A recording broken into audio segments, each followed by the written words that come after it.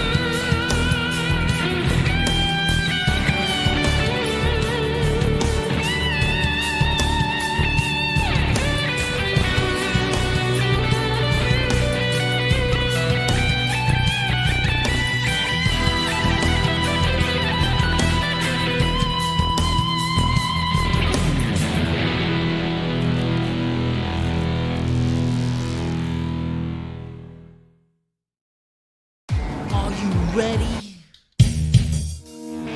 Hey, think you could tell us what to do?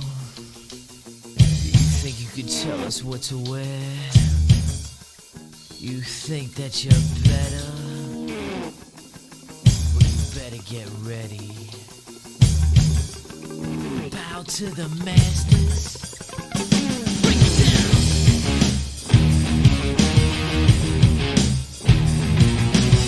Degenerate into something fool. We just got tired of doing what you told us to do. That's a brace, boy. Yeah, that's a brace, little man. Break it down. Degeneration up. Degeneration. You think you can tell me what to do? Who you're talking to? Well, you better get used to the way the ball bounces. I see what you got. It measures in ounces, but that's a brace, boy. Yeah.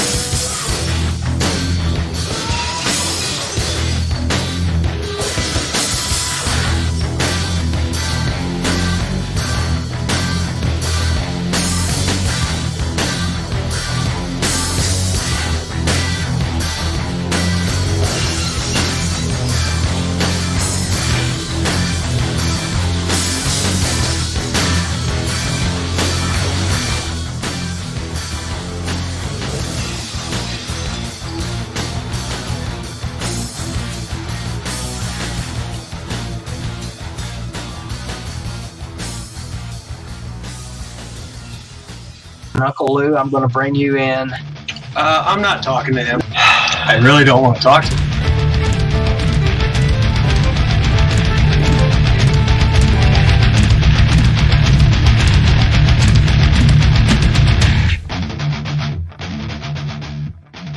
Yeah, good morning, and that is Uncle Lou here. That's right, it's me, Uncle Lou, and I'm live for you on YouTube today. Thanks for watching. Really appreciate it also, and to addition to that as well, hope you all had a great Thanksgiving week, great Thanksgiving weekend, whatever you did. I know a lot of you are probably off of work and school, whatever the case. Hope you guys had a good time. I did. Shout out to Marshall and Ohio State. I had a good time there. Two nice campuses. I like doing stuff. I need to do more stuff like that.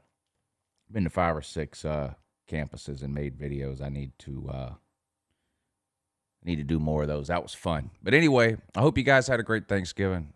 Good weekend of college football. Hope all your teams won. Of course, only half your teams won. It's just impossible for more than half the teams to win in any given weekend. Of course, my team won. It's no problem. When you're the 8th best team, it's not too hard to win. So that's good. Welcome to Uncle Lou After Dark, the college football call-in show. I've been doing this show a long time. This is YouTube's longest-running college football call-in show, so I appreciate you guys tuning in tonight, being a part of the show. I do this year-round, not just during football season. We talk college football year-round, every Tuesday and Thursday night, right here on YouTube at 10 p.m. Eastern.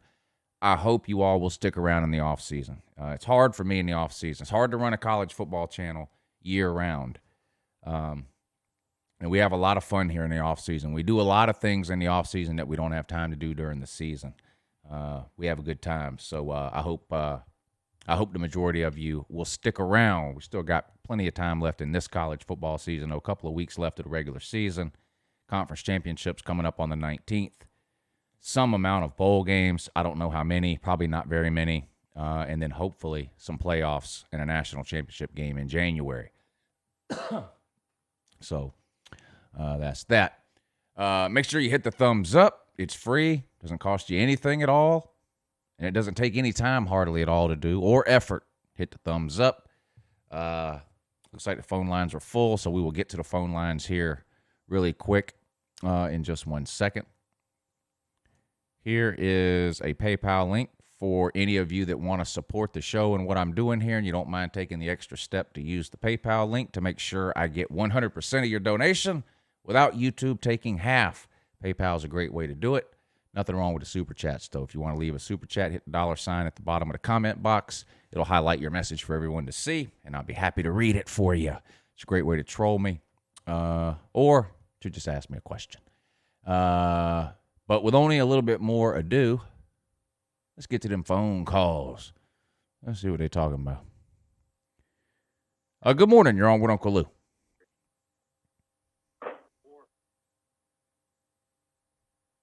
Michael Vick, that's you, buddy. All right. Try again next time, I guess. Good morning. You're on with Uncle Lou. Hello. Good morning, you're on with Uncle Lou. Is it gonna be this kind of show today? Hello. Whatever you're listening to, turn it down.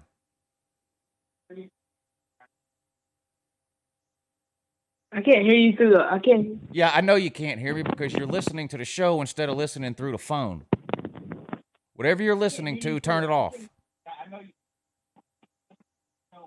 Okay. Have a good morning. No, you. Yeah, have a great day. Have a great day. When you call into this show, I pay a lot of money for this phone system. When you call into this show, you can hear me through the phone. You're on hold. You don't need to listen to the show in the background. Okay? You'll be on a delay, and you'll be like that guy. You won't have any clue what's going on. All right? When you call in, you can hear the show through your phone. When you're on, your phone will beep, and I'll be talking to you. You talk to me through the phone. Don't talk to me through your TV, or if any of you nitwits still have an iPad, I don't know why you would, but don't do that. Thank you. Good morning. You're on with Uncle Lou. Good morning. Yes, it is. It's complicated. Can you hear me? I can't hear you. God.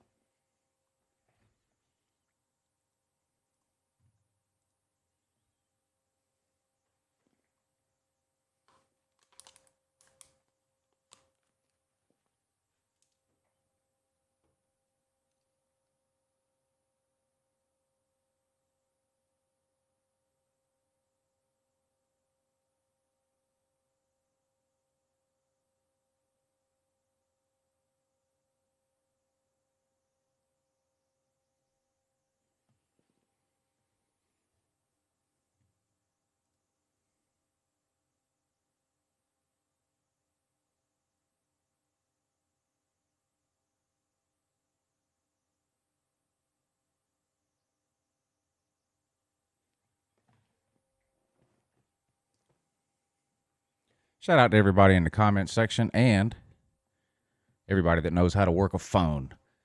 Nate, the depressed Wolverine fan, Celine Driver, Billy Cole,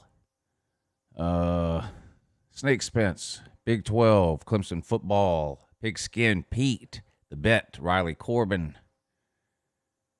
Sean Stapleton, Joshua Rogers, Ian Book, Jordan Bowman, Enrique Robles, Jabari Jones, Danny Boy, Aiden Smith,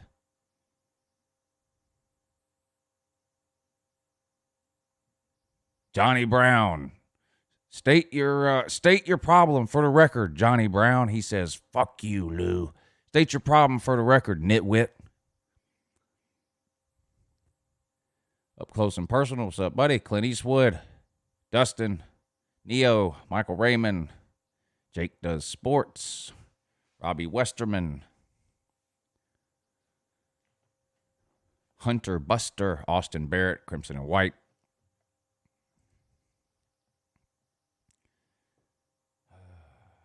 I don't know.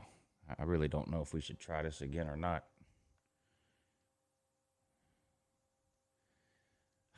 Ballard's up next, too.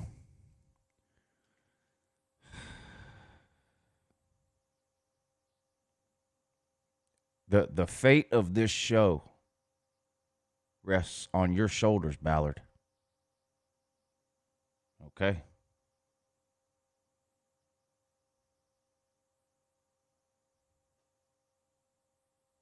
Are you ready, Ballard? I'm going to put you on.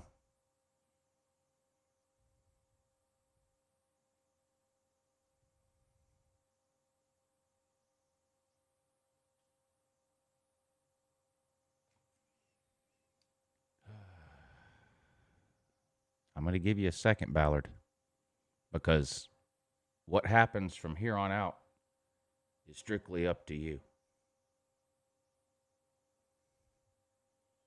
Okay?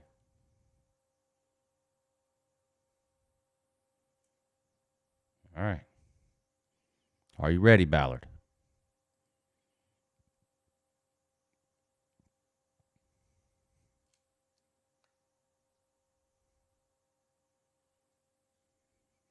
All right. Y'all cross your fingers. Good morning. You're on with Uncle Lou. What's up, Lou? How you doing? Look, you need to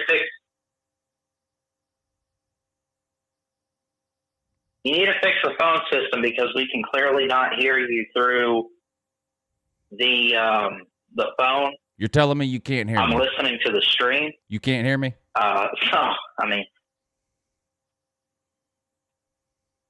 You can't hear me, Ballard? I can hear you on the stream, but through the phone I cannot hear you. I'm asking if you can hear me right now.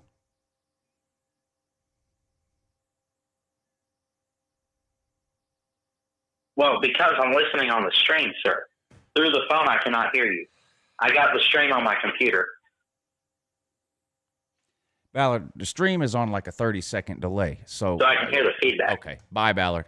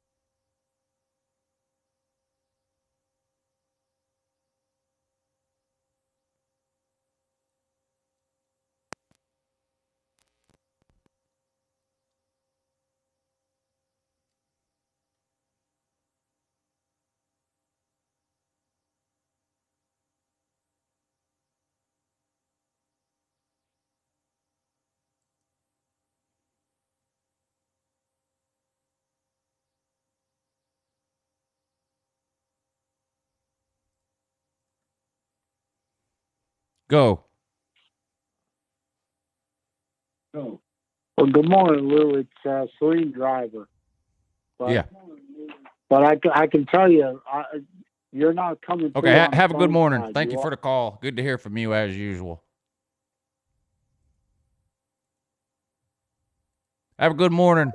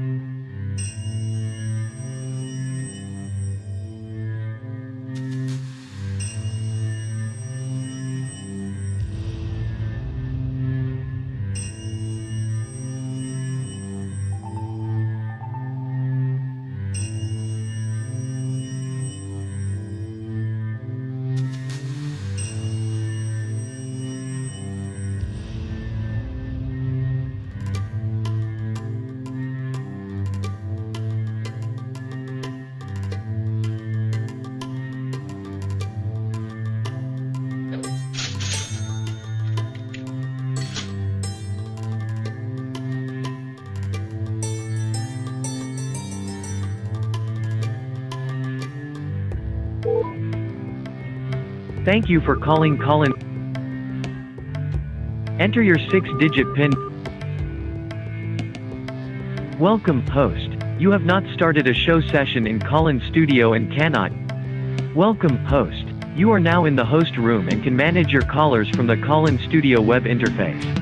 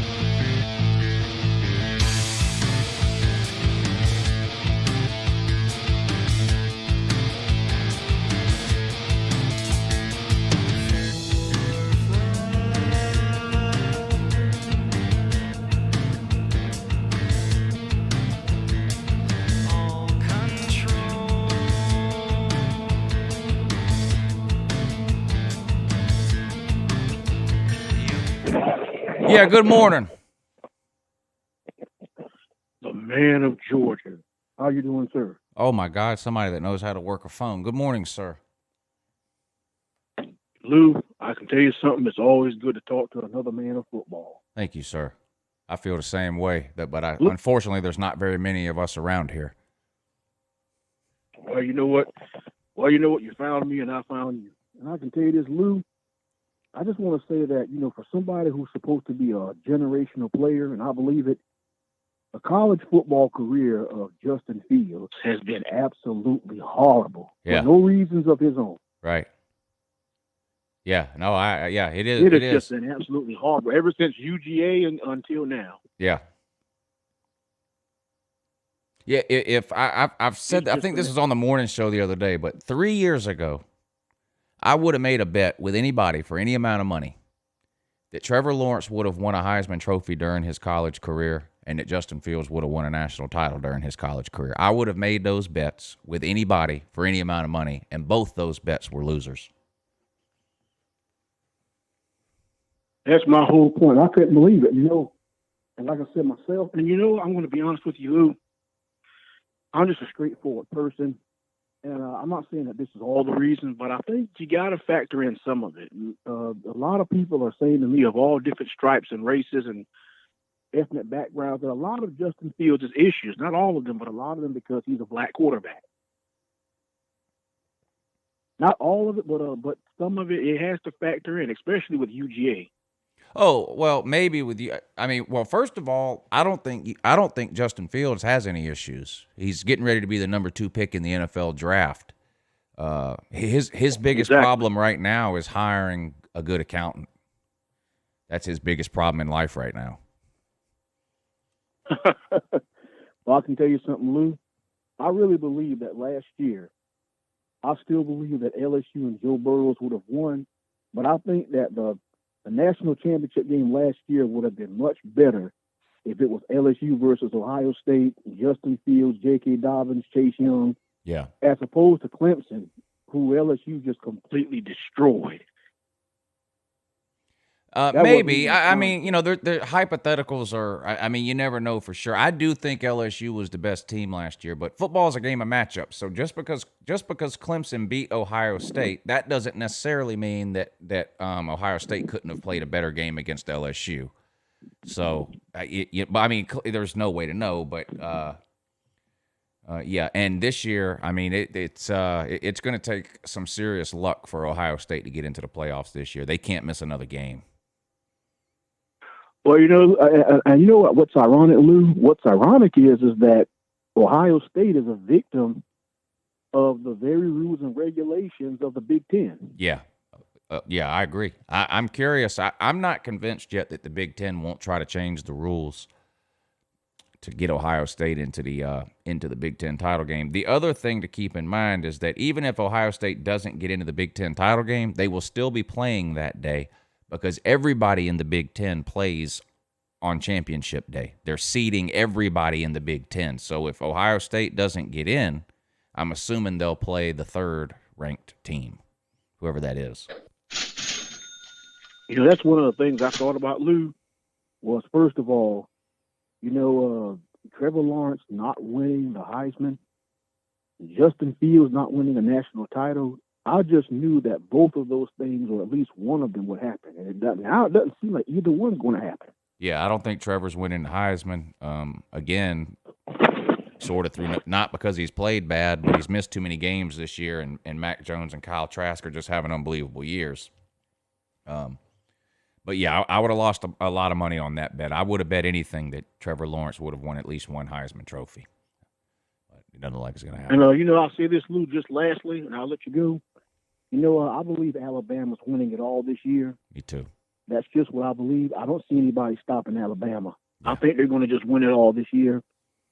And, as far as Vandy is concerned, about the female kicker and all this kind of stuff and their coach and whatnot. You know what? All I'm going to say is I see why Vandy will always enjoy their special place at the bottom of the SEC East.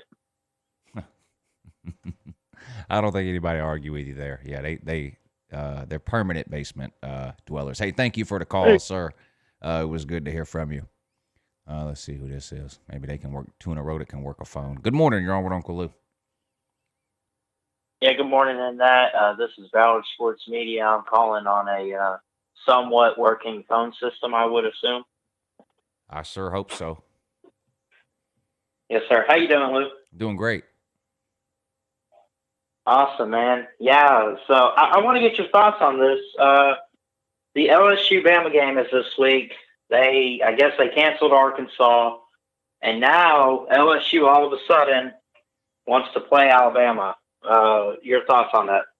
Was there a point in time when they didn't want to play Alabama?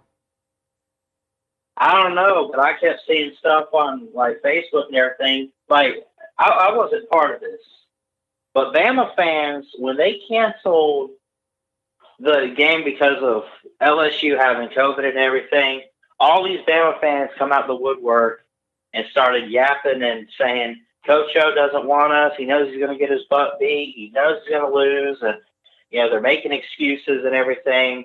And I'm not saying that. I was just kind of, I guess, kind of giving a nudge at. Yeah, well, was Nick Saban afraid to coach against Auburn last weekend? No, sir. He just had the Rona. He was sick, and he was at home. Okay, so if Alabama gets the Rona, it's legitimate. If someone else gets it, it's because they don't want to play Bama? According to other Bama fans, yes. That's what I heard a couple weeks ago, sir. And I'm reporting that to you. I appreciate that. Yes, sir. Now, what are your thoughts? Not a whole lot of changes in the playoff rankings tonight. Everything looks the same. But what do you think the scenario looks like? I guess a lot of chaos would have to happen for a team like, let's say, Miami. They still only have one loss. They played some, I guess, some decent competition. There is no scenario for Miami. A lot. Okay.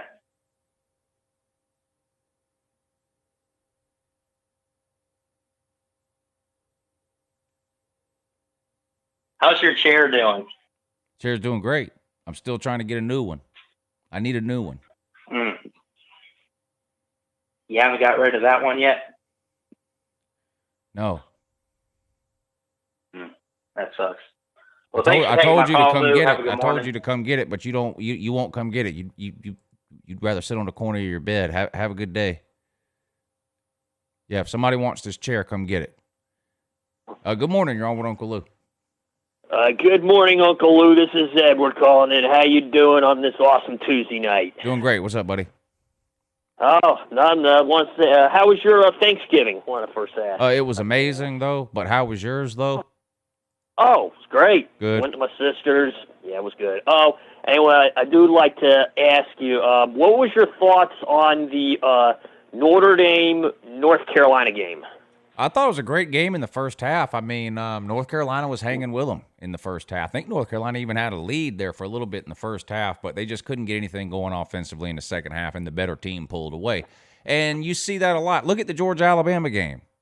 Right. Now, the Georgia-Alabama game was a little bit more one-sided in the second half than the Notre Dame North Carolina game, but it was a similar thing. North Carolina just couldn't do anything in the second half, and you see that a lot. The better team pulls away in the second half, and that's what happened. Right. And what was your thoughts on the Michigan State Northwestern game? I didn't watch any of that game, but I was shocked that Northwestern lost. Wow. I couldn't believe it. Too. I don't think Northwestern's a great team. I don't think they're a legitimate top 10 team. But I still can't believe they lost to Michigan State. I can't believe that either. They should have won, but that's the way the game goes.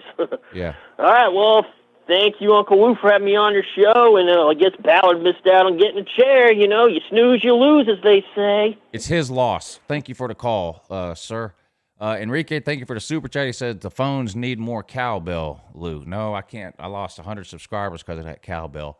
Clint Eastwood, thank you for the super chat. He says, come back. Okay, I will.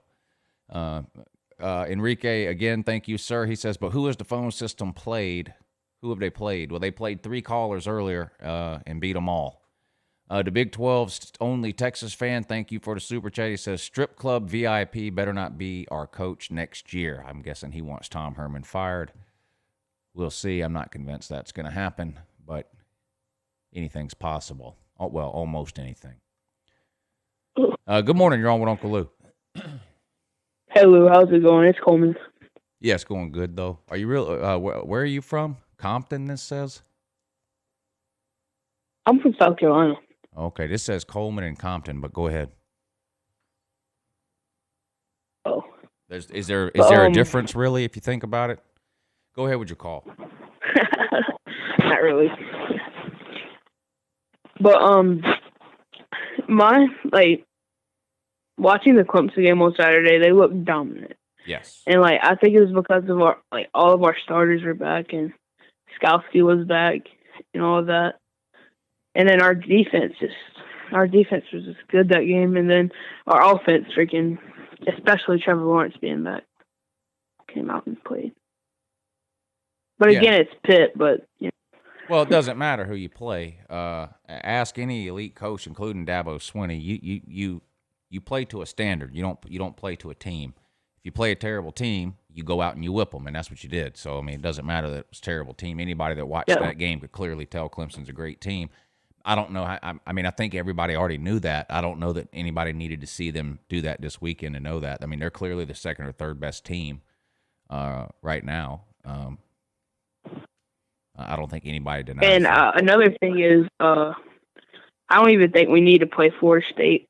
I hope they don't reschedule it because it's going to look ugly. Yeah, there's no need. Well, there is a need, actually. But because if you lose, if you lose another game, you're not in the ACC title game. So I think Clemson should be forced to play their remaining games. If you lose another game, Miami's in the ACC title game, not you. So as of right now, you should be forced to play those games unless there's some corona issue. I hope the games could have meaning. Yeah, the games matter in that if you lose, you're not in the ACC title game. No one expects you to lose, but things happen that we don't expect all the time. So I think Clemson should play the games on their schedule. Thank you for the call. Good morning, but you're on with Uncle Lou, though. Hey, Lou, can you hear me? No. Okay, good one. So I was wondering what you thought about Texas A&M and their shot of getting into the playoffs. I think they have a pretty good shot. They need one of a few things to happen. They need Notre Dame to beat Clemson. That would help. They need Alabama to beat Florida. If those two things happen, they're probably in. Yeah, I'm not an A&M fan. I just want to know what you thought about them. I think if Alabama beats Florida, that's 2 losses for Florida. One of those losses would be to A&M. Florida's out. If Notre Dame beats Clemson, that's 2 losses for Clemson. Clemson's either out or in 4th, depending on what happens with Ohio State and whether or not they get in. And then I think Texas A&M would move ahead. If Florida loses, Texas A&M is going to move ahead of them for sure. Yep. And then depending on what happens with Clemson and Ohio State, Texas A&M could be 4th. Yeah. And they would get their brains beat in the first round, no matter who they played. Oh, yeah, no, they would get whooped. It doesn't matter who they play. They would get destroyed. Yeah, there's not 4 playoff teams this year. Yeah, no. I was looking at some of the lines today, and I was wondering if you thought this was a lock of the week. Texas versus Kansas State, the over-under is 51.5, and I took the over. Do you think that's a good choice? Yeah, I don't mess with over-unders a lot, but the guy that I do the gambling show with, Pigskin Pete, he does. Yeah, Pigskin Pete. Yeah, and he liked that. I actually like Florida minus 17 against Tennessee. I don't understand why Florida's only a 17-point favorite over Tennessee. That might be the dumbest thing I've ever seen, and I've seen a lot of dumb shit because I've been doing this YouTube show for a long time. Yeah, that one, really, I was like, who the hell made these lines? That was an easy take of the week. But, that's all I had to say. Thank you for your time. Okay, yeah, thanks for the call. It was good to hear from you, though, also, and too, in addition to that as well. Let's see. Enrique, thank you for hitting the PayPal link, buddy. I really appreciate that. He says, I was going to send a super chat, but this doesn't happen every day, Lou. How about them Oregon Ducks? Yeah, Oregon's dead to me. I'm done trying to hype up Oregon. They let me down. Really, they've let me down every week. They looked like crap really every week this year, and it finally caught up with them. They lost to a terrible what'd they lose to? They lost to something called Oregon State. How's that possible? Nobody knows. That's the point. I'm done with Oregon. Let's see. Bama Mike, thank you, sir. He says, my bad for screwing up the Screw Lou line this morning. I was working at the same time and didn't realize I typed the whole bet line for the last bet. Boss was making me work. No, we got it figured out. Good luck to you. I mean, clearly I hope you lose because I want to win, but good luck to you nonetheless, sir. I thought those were some good picks you had. We had two of the same picks, so. But I think, like you've said before, great minds think alike. That's a proven fact, too. Thank you for the super chat, too. He says, oh, yeah, well, what about Nick Bryant, Sarah Babin, and Title Teen 7? Oh, man. We need to get Luther back out, don't we? We'll get Luther out for the playoffs. Or what about a Luther and a Natty Back Steve video for the SEC title game? Might need to make that happen. And, you know who else we haven't heard from in a while is White Tonto. Wonder what he's got to say about Florida State canceling all these games 30 minutes before kickoff. Maybe we can dust him off too sometime in the next week or so. Wouldn't that be something? Yeah, it would. Moving right along at a snail's pace. Good morning. You're on with Uncle Lou. Hey, how you doing, Lou? I couldn't be doing any better. From Evans, Georgia. Got the connect. Good stuff, man. Yeah, Evans, Georgia. I'm familiar with the area. Yes, sir. I don't know if anybody asked this yet, but do you think Kirby's just kind of low-key, not really playing JT really hard because JT wants to get back to the draft as fast as possible? No. So what do you think's going on there with just kind of holding him back? It feels like he's being held back. What do you mean when you say held back? Like he not letting him play until 2 weeks ago? No. That's just because Kirby's stupid. In a sense, when it comes to quarterbacks, that's well, all like that also with South Carolina, just not giving him the opportunity to just really air out the ball. Well, Kirby wants to run the ball, and James Cook was averaging 17 yards a carry. And it's not like he had 2 carries. I mean, he had 9 carries and was averaging 17 yards a carry. Everyone else was averaging over 7. We ran for 325 yards. I mean, I never found myself watching that game going, God, we can't complete a pass. We could have completed a pass anytime we wanted to. So, no, I don't think he's holding JT Daniels back for anything, especially, what'd you say? Because he wants him to get drafted high? I don't understand I don't even really understand what you're saying. Well, no, what I'm saying is that, I don't know. It's just like this is kind of a YouTube, comment. Somebody said, he doesn't want JT to go into the draft because he's already getting draft buzz for this year. Oh, so he's purposely not. No, I don't believe that. If a Georgia no, I don't believe that at all. No, I don't believe that at all. But then what do you think about that Florida situation when, why didn't he? You said he was stupid, but what do you really think is the reason why he didn't put him in, in the second half? I think Kirby is quarterback ignorant. Man, he's proven it can't be year that, after year. Though. I mean, of course it can be that, sir. He's proven it year after year after year. He played Fromm over Jacob Eason for no reason. Then he played Fromm over Justin Fields for no reason. Those are 2 quarterbacks who are miles better than Fromm. Then he played Stetson Bennett and DeJuan Mathis instead of JT Daniels. Of course he's quarterback ignorant. I mean, I can't believe that we would be paying a guy that much money to not really understand what he's doing. Well, he's a defensive guy who's never been a head coach before, and he shouldn't have nothing to do with the offense, but clearly he does. He's the only common denominator. We've had different offensive coordinators, different quarterback coaches, and different quarterbacks, but we've put the same pile of shit out on the field at the quarterback position for 4 years in a row. It was dumb luck that JT Daniels ended up being good. Yeah, interesting. I'm just, I'm happy. All I can say is, yeah, I'm happy too. You know, JT's gotten out there. Pretty happy. Yeah, I just want my Trevor Lawrence. Yeah, I want 3 different Trevor Lawrences at UGA, you know, to choose from. Well, that's not going to happen.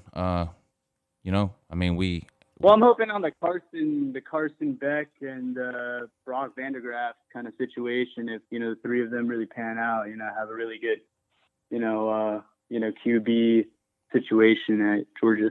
Well, Kirby has told you to your face that Stetson Bennett and DeJuan Mathis are better than Carson Beck. Do you not believe him, or? Yeah, I don't. I think it's just about reps. I think the guys need more game time reps. Well, who had more reps between JT Daniels and DeJuan Mathis? DeJuan had more. No. JT Daniels started for an entire season. DeJuan Mathis had never played.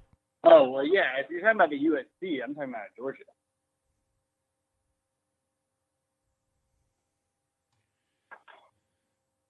Thank you for the call, sir. Good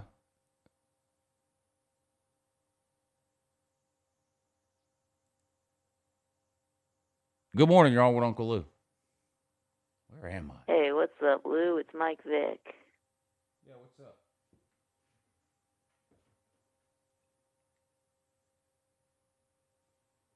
You there? I've been here the entire time, sir. Okay. Yes, I wanted to talk to you. If you remember that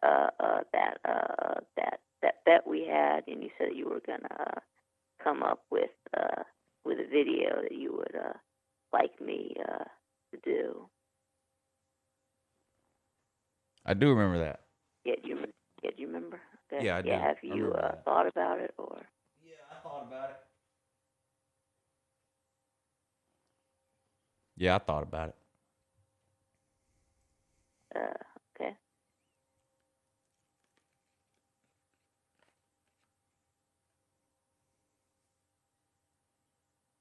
I want you to make a video saying that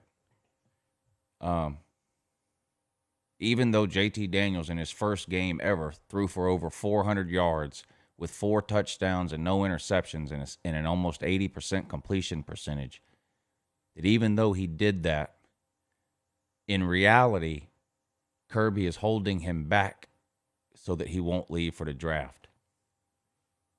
Oh, okay. Yeah, I can do that.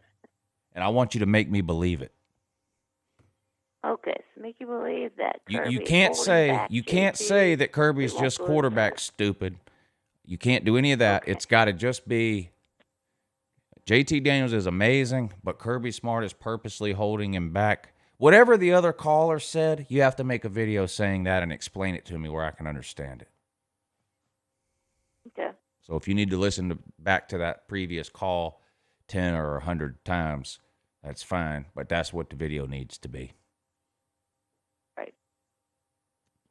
Also, when you do videos, do you know how to, do you edit videos at all?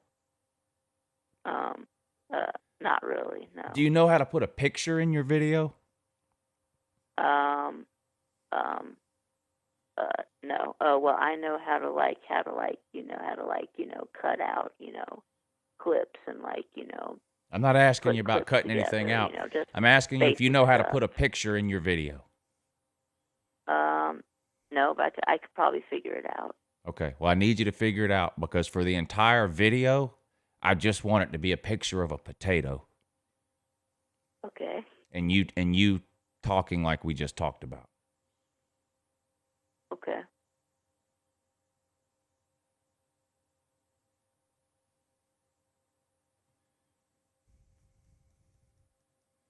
And at the end, I want you to say the Pledge of Allegiance. Okay. Do you know the Pledge of Allegiance? Yeah. Say it. I pledge allegiance to the flag of the United States of America, and to the republic for which it stands, one nation, under God, indivisible, with liberty and justice for all. All right, that's perfect. But instead of under God, I want you to say under JT Daniels. Try it again. Okay. I pledge allegiance to the flag of the United States of America and to the republic for which it stands, one nation, under J.T. Daniels, indivisible, with liberty and justice for all. Okay. Now forget it. Forget what I said to make the video about. Instead, I want you to make the video. I want it to be I want you to do a 2-minute video. I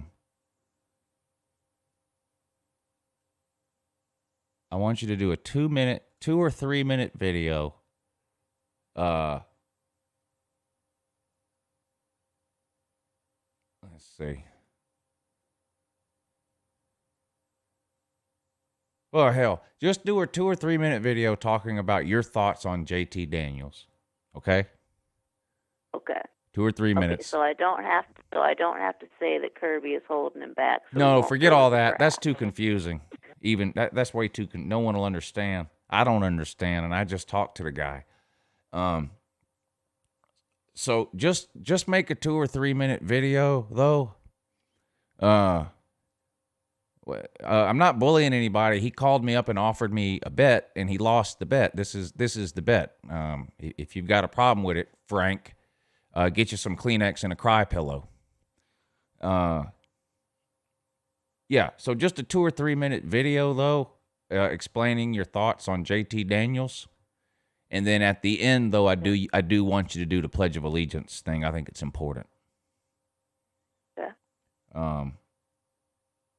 And I just want you to put the picture of the potato up while you do the Pledge of Allegiance. Okay. You can film yourself talking about JT Daniels. Okay. That's easy enough, isn't it? Yeah. That's not as I bad. can do that, You know Carter? yeah. That's not as bad as what he had to do when he lost a video bet to Uncle Lou. You know what I mean? No, what did he have to do? He had to wear a Tennessee helmet that was about 3 sizes too small, and he had to explain what butt chugging is.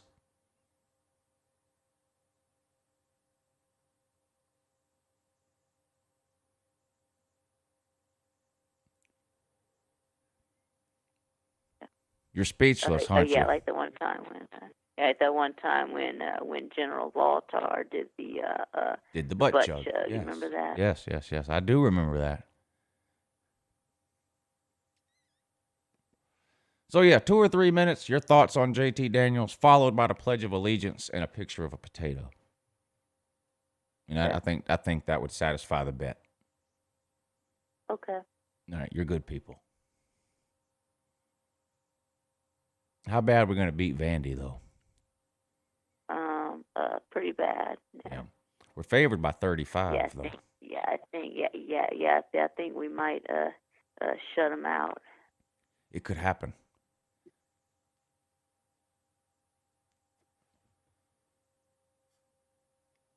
It could happen.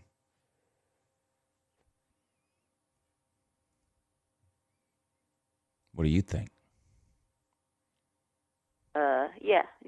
I think there's a good chance of that. I think that if Mizzou shut them out, I don't see why we can't. All right. What else you got for us this evening, Michael Vick? That's it. That's it? Yeah. All right. It's good to hear from you, sir. Now, when do you think do you think by the time the Thursday night show comes around, you will have had time to do this super important video?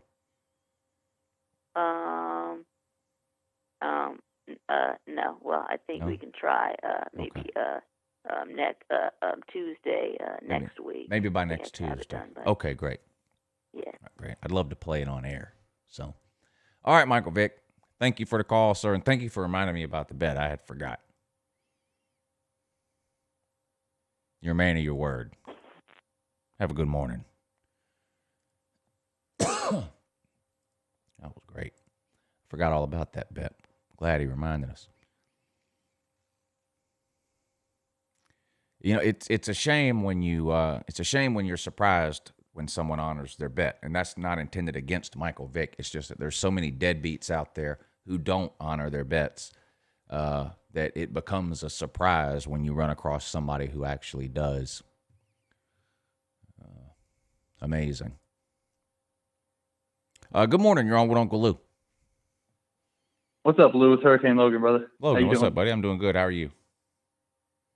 Good, man. I enjoyed watching your videos on the trip you had. Looked like you had a good time. I did have a good time. Thank you. I need to get out to Colorado and film a video.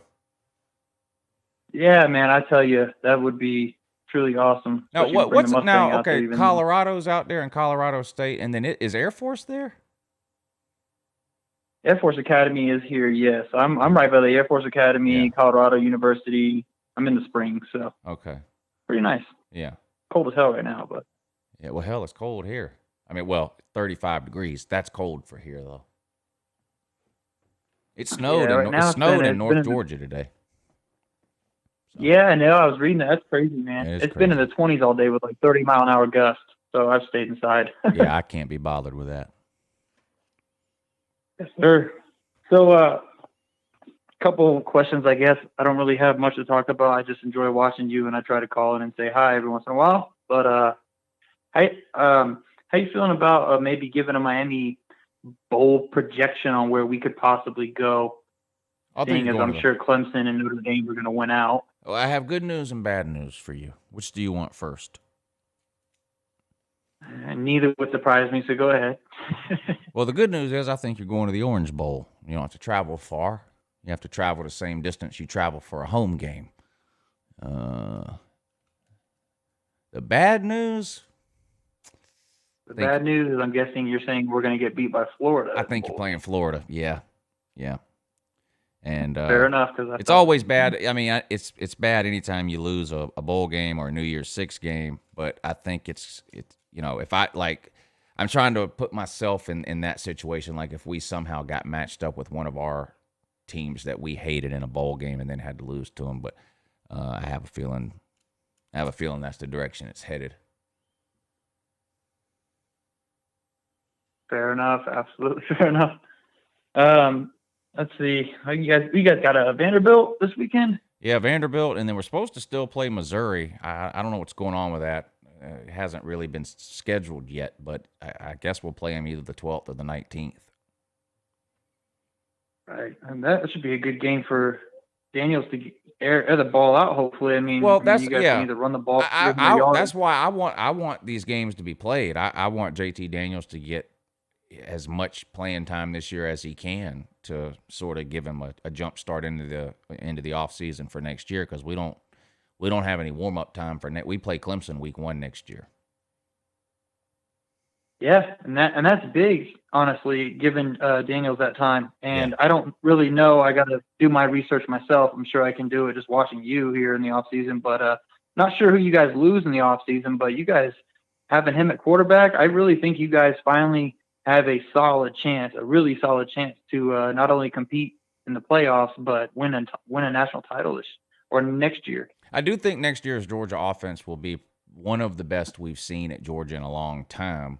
We'll see. Florida's not going anywhere.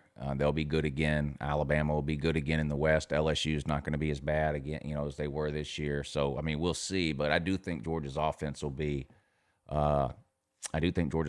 pretty good. As far as who we're losing, this is going to be the weirdest 6 weeks ever when this college football season ends, because technically everybody can come back. Now, I know not everybody is. Anybody that's going to get drafted is probably going to leave, but until certain players come out and tell me what they're doing, even seniors. Every team has seniors who play a lot, who have no chance in the NFL. All those guys can come back and play again. This year doesn't count against anybody. So I don't know what's going to happen. You're going to have a lot of teams that are stacked next year with 105 scholarship players instead of 85. It's going to be an interesting 6 weeks to see who leaves, who comes back, that kind of thing. Yeah, I hear you the same way. I'm really hoping De'Aaron King comes back, because if he doesn't, I don't know what we're going to have going forward as a quarterback position in Miami next year. Yeah, if you'd have asked me at the beginning of this season, I would have said no way De'Aaron King comes back again. But this quarterback class is stacked. De'Aaron King might be the 10th quarterback taken. And that's not a shot at De'Aaron King. There's just Trevor Lawrence, Justin Fields, Mac Jones, Kyle Trask, the guy from North Dakota State, Zach Wilson from BYU. I mean, there might be as many as 5 or 6 quarterbacks taken in the first round. So I don't know. De'Aaron King might end up coming back just because there's so many great quarterbacks coming out ahead of him this year. And that would be great for Miami. Yeah, it would, absolutely. Especially we open up against Alabama next year. Oh, God, That's going to be interesting. Right. Yeah. Not looking forward to that, but we'll see how it goes. Yeah. But yeah, man, I just want to call in and say, hey, ask you a couple questions.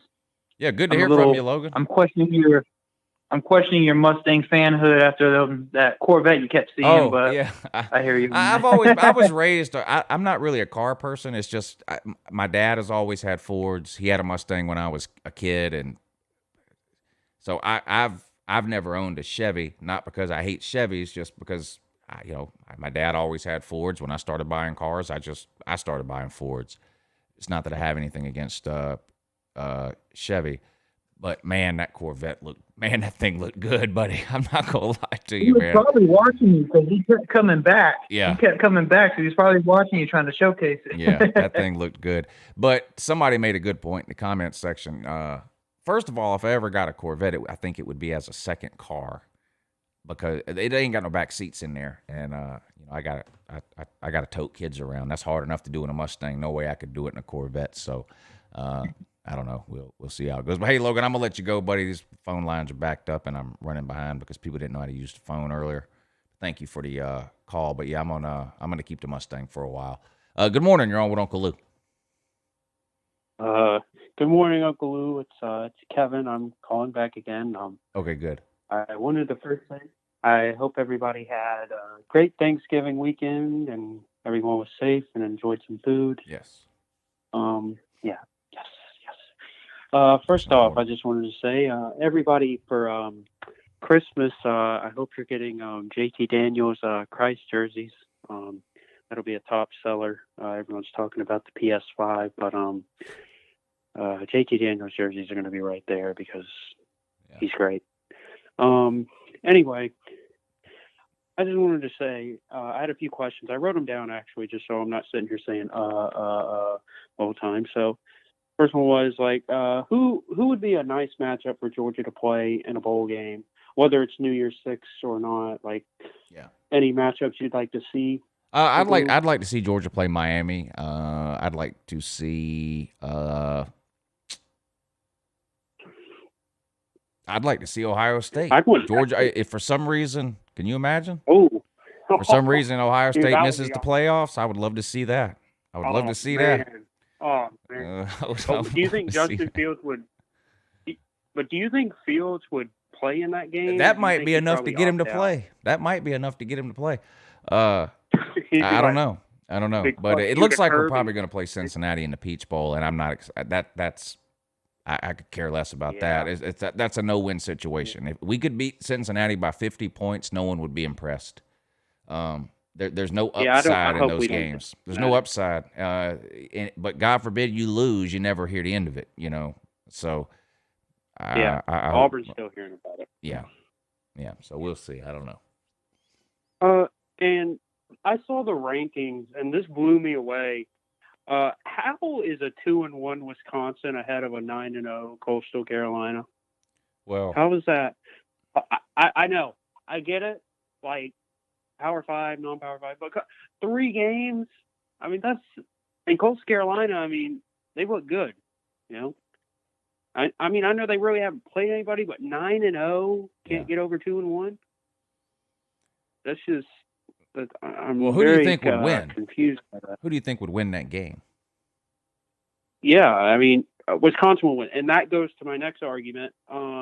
Based off I get Georgia has 2 losses, and obviously that doesn't fit well with Georgia, and they're done.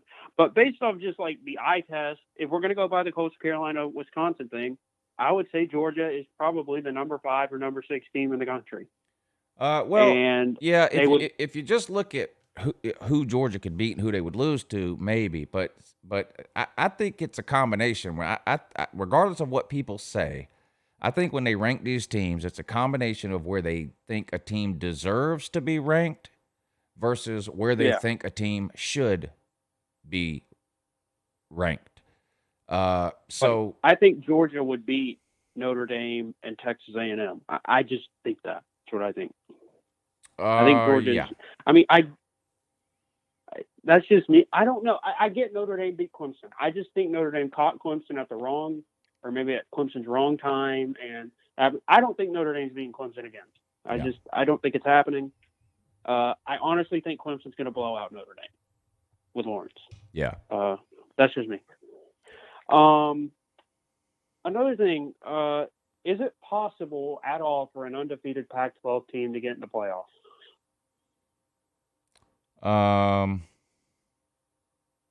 Like Washington, for example, who seems to be the cream of the crop in the Pac-12. I think, or USC. Yeah, if they were I think if they play all or almost all of their games, then yes. Let's if an undefeated Washington versus an undefeated Southern Cal in the Pac-12 title game, winner probably gets in. If the winner is 7-0. Yeah, I just don't know, man. The Pac-12 is just it's so bad. I mean, you're gonna be deciding if that happens. You would be deciding between, let's say, a 7-0 Southern Cal who won the Pac-12 title versus, let's say, a 10-1 Texas A&M who lost by 28 points to Alabama. Yeah, A&M, I don't even think if they do win out, they deserve to get in. I think they've been pretty, unless chaos happens of some type. I mean, A&M to me look non-impressive at all. I mean, they struggled with LSU. That was an ugly game. They struggled with Mississippi State. A&M, like I said, everyone's saying if they played Florida again, I think we all know Florida would win that game, no problem.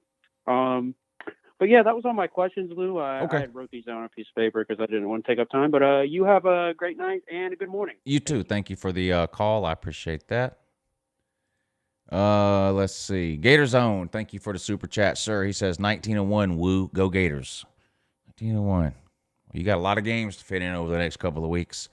JT Thompson, thank you for the super chat, sir. He says Tommy fries are excellent at T-bones. Keep up the great work, Lou. Tommy fries are. I don't know that there's anything better, so I'm going to go ahead and agree with you.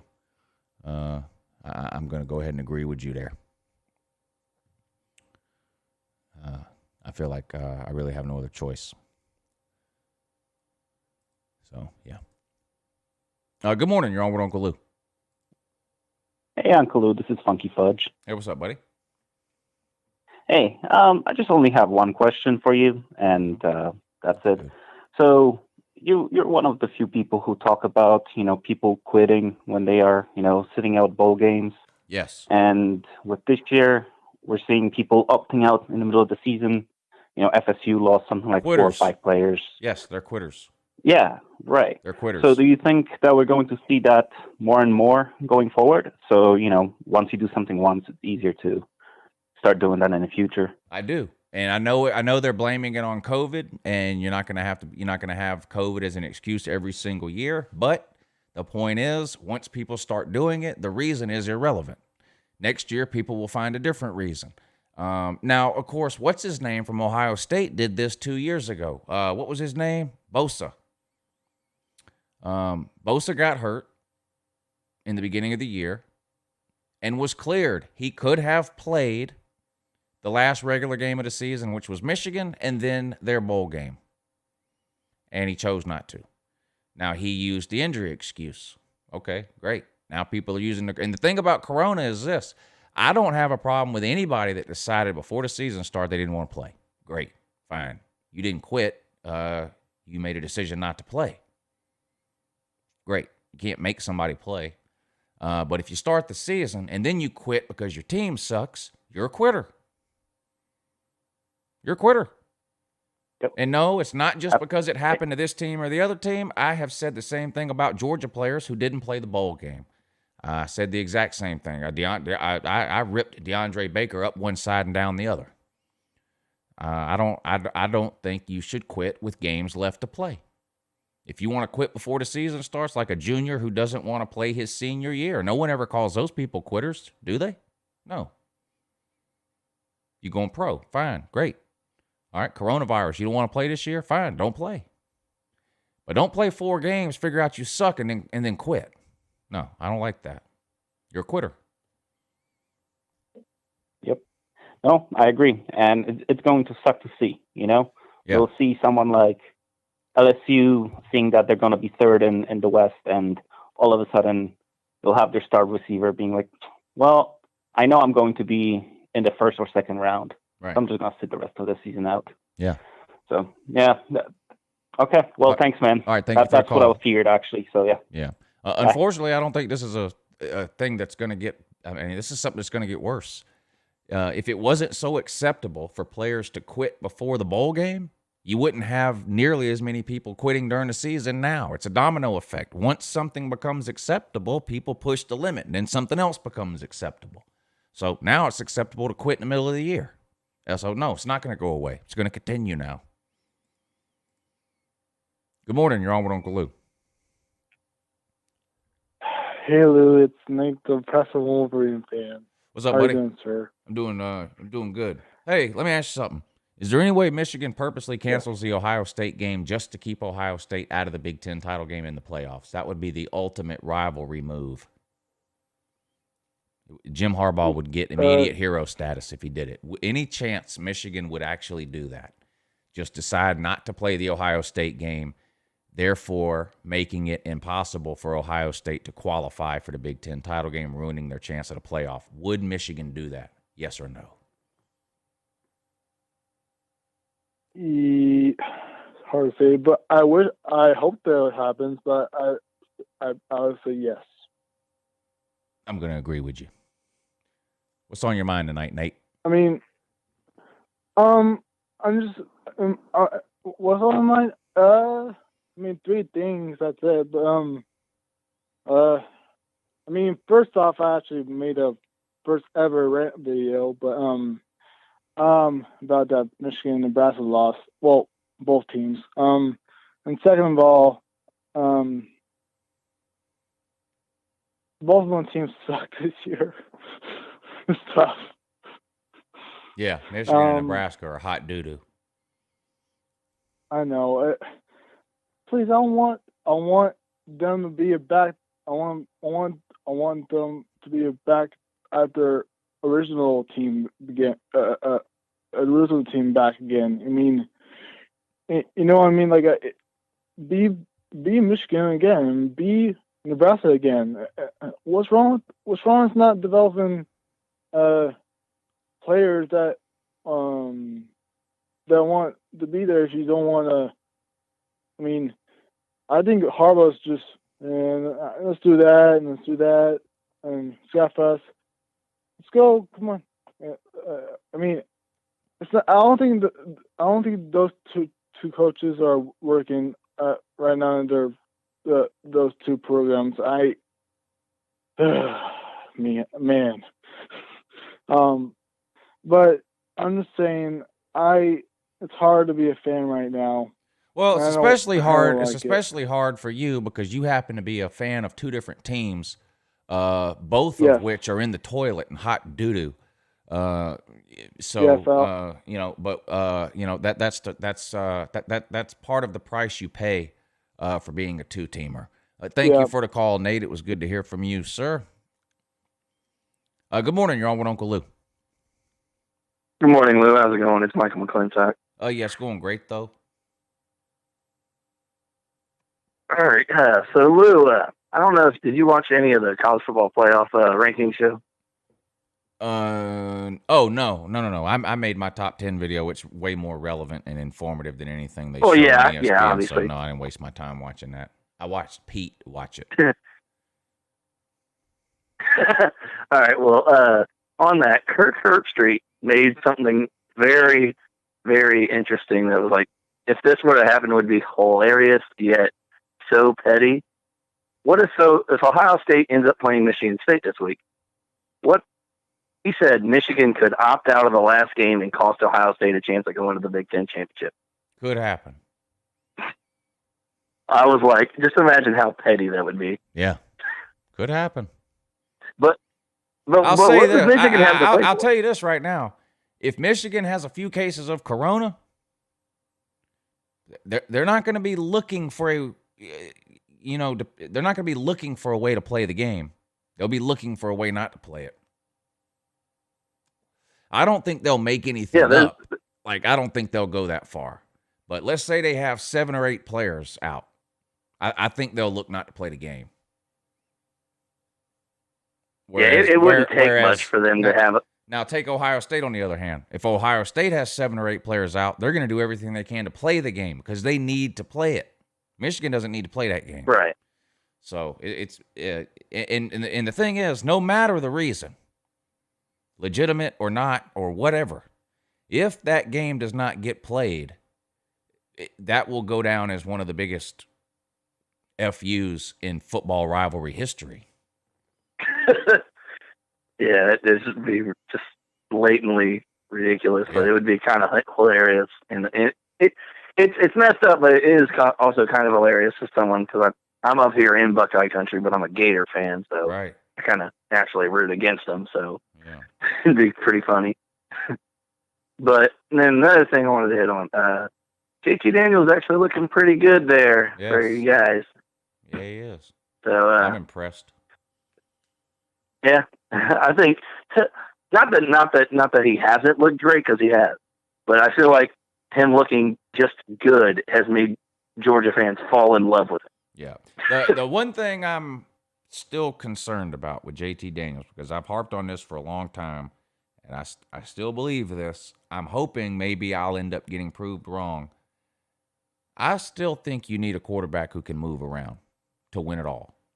I'm not saying you need a Justin Fields or a Kyler Murray or somebody that, a dual threat, but, you need somebody. Trevor Lawrence, Joe Burrow. Trevor Lawrence, or a guy that can run if he has to. And, JT Daniels didn't move around that well in 2018 before he blew his knee out.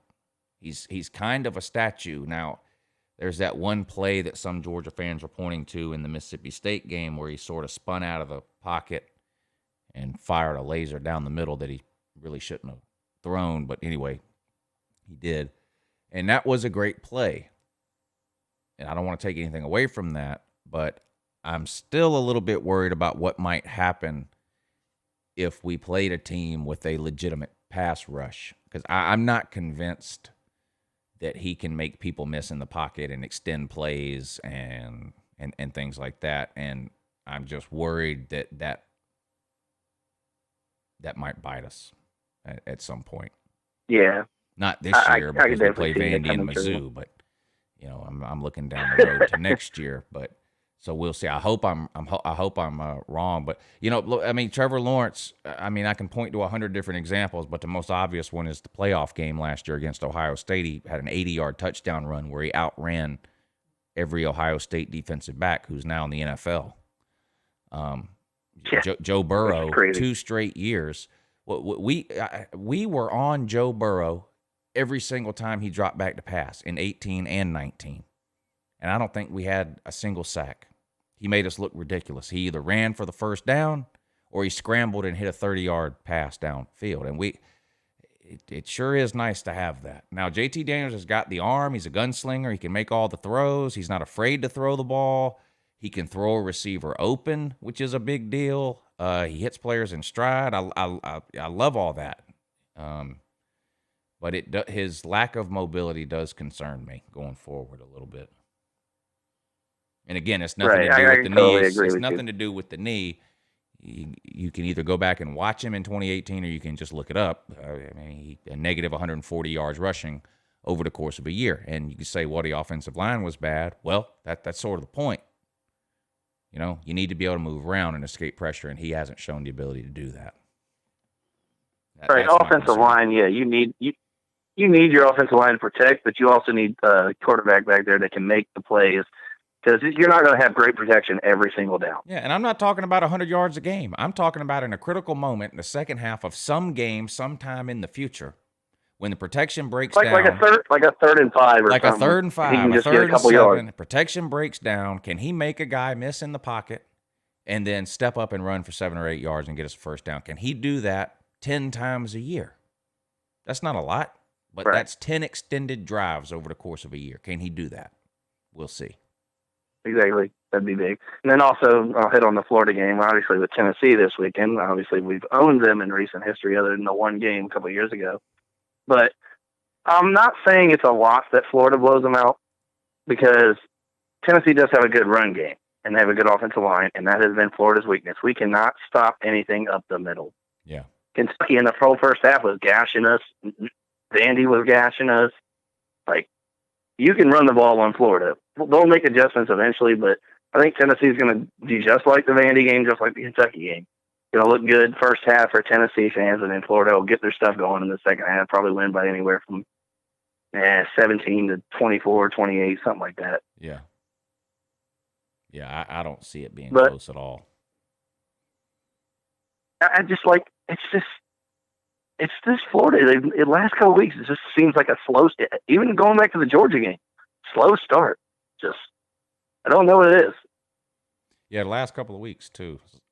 Same kind of thing. That's what I'm saying. Like, it's a slow start. Just keep making every team seem like they can play with them.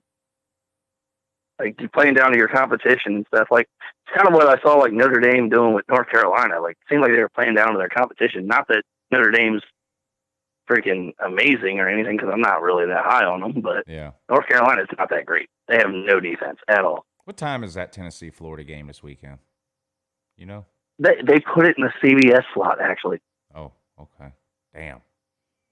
Yeah. There's Tennessee. Somehow that game got the CBS slot. Yeah. I think it's because LSU Bama's the 8 o'clock game, and so we were able to be slid into that 3:30 spot.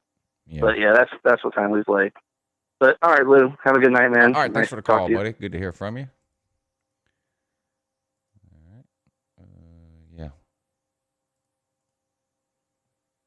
All right. Good morning. You're on with Uncle Lou.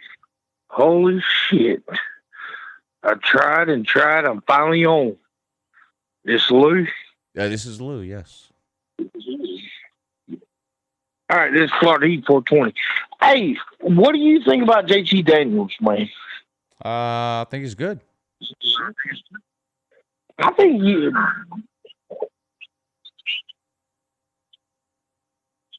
Hold on. Still there? Yeah, I'm here. Yeah, I think he's really good. Really, I love the swag of Georgia. You know, they played Mississippi State. JT Daniels is very poised in that pocket, man. He's very... Y'all got something special. I was surprised. With that kid. Forget the score of the Mississippi State game. I was surprised JT Daniels played that well, just given the fact that it had been so long since he played. He didn't play at all. And not only that, in it's a good mix, too. It's a really good mix because you played Mississippi State like y'all did, and it was all JT Daniels. Yeah. Then he come out, play South Carolina, and it was Kirby Smart. Yeah. You know, well, that's the thing I like about the Georgia's Mississippi State game. If in the past, if we couldn't run the ball, and we couldn't run the ball against Mississippi State, we ran for 8 yards total, 0.3 yards per carry. The last 3-4 years, that was a loss every single time because when the running game wasn't working, JT Daniels put that shit on his back. Yeah, and we haven't had a quarterback that can do that in a long time. If we couldn't run the ball, it was a guaranteed loss the last few years. So it is nice to know that we have a guy that can sling the ball around if we need him to. But again, it was Mississippi State. We'll see what happens maybe in a bowl game. And then the following week, y'all play South Carolina. Yeah. And y'all just run the ball. Y'all run Kirby Smart's offense. Yeah, 325 yards rushing. So y'all can run y'all's offense, right? Kirby Smart's offense, knowing you have a quarterback, too, that's a gunslinger. They can sling that. That's dangerous. with Georgia. Like Georgia, I feel better about our offense man. now than I Next have year, any time since Aaron Georgia's Murray. gonna be man. They gonna be something to reckon with next year, bro. Yeah, we'll see who all comes Hell, back. they're number 8 right now. Yeah, I mean, if you look at just the offense, if JT Daniels comes back, you got JT Daniels, Zamir White, all of our running backs are coming back. So the quarterback, all the running backs, George Pickens, Kyrus Jackson, Jermaine Burton, those are our top 3 wide receivers. They all have to come back. Dominic Blaylock, who was out this year with a knee, he'll be back. And y'all adding to that offensive line, y'all got Mims coming in. Yeah, Darnell Washington, which Mims going to start. Be a sophomore. I mean, it'll be the best. It'll definitely be the best Georgia offense since at least the Aaron Murray, Todd Gurley days, 2012. It'll at least be that. And I tell you this too. This is what I don't understand about Mullen. Right here, we have Kyle Trask. That's a Heisman contender, right? Right. Why isn't Mullen pushing him? He's not pushing him at all. Yeah. At all. And he's leaving weapons for his boy, Emory Jones. Yeah. Emory Jones next year, Florida's offense is going to be better than what we have right now under Kyle Trask. I don't know about that. I think Emory Jones is hot doo-doo. Yeah. No, dude, we got Bowman. We got the 2 best running backs that came out of the state of Florida in the past 10 years. Just the running backs. Our tight end room, the only one we're losing is Kyle Pitts. We got Justin Shorter. We got Xavier Henderson. The 2 we got best Copeland, running backs, and we out got of the state 4 of more wide Florida. receivers coming in. But the 2 best running backs out of the state of Florida in the last 10 years, sir. I don't know. Somebody put something in that weed you're smoking. Thank you for the call, but the 2 best running backs to come out of the state of Florida in the last 10 years are on Florida's roster? No. Stop it. Stop. There's 1 running back on Georgia's team right now out of the state of Florida who's better than any running back on your team. That's James Cook. There's another running back that just left Georgia that came from the state of Florida who's better than any running back on your team right now, Sony Michel. So don't. Look, Dan Mullen's a good offensive guy. Y'all's offense is amazing. It ain't because of your running backs. Stop. This is where people take things too far. Okay? You have an amazing passing game. Kyle Trask is having an all-time great year. Do not call me up and tell me Florida has the 2 best running backs to come out of the state of Florida in the last 10 years. I bet you there ain't a single there can't be another Florida fan in this comment section that agrees with that. There can't be. There cannot be. Please tell me there's nobody. I'm looking at the comment section now. There's nobody else that believes that, is there? I know there's a lot of Florida fans in here. You other Florida fans don't buy that, do you?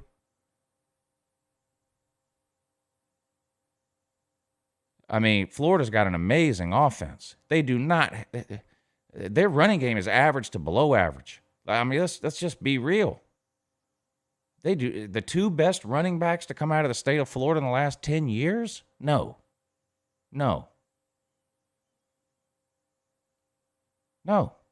Didn't Dalvin Cook? What about Dalvin Cook? Okay, James Cook.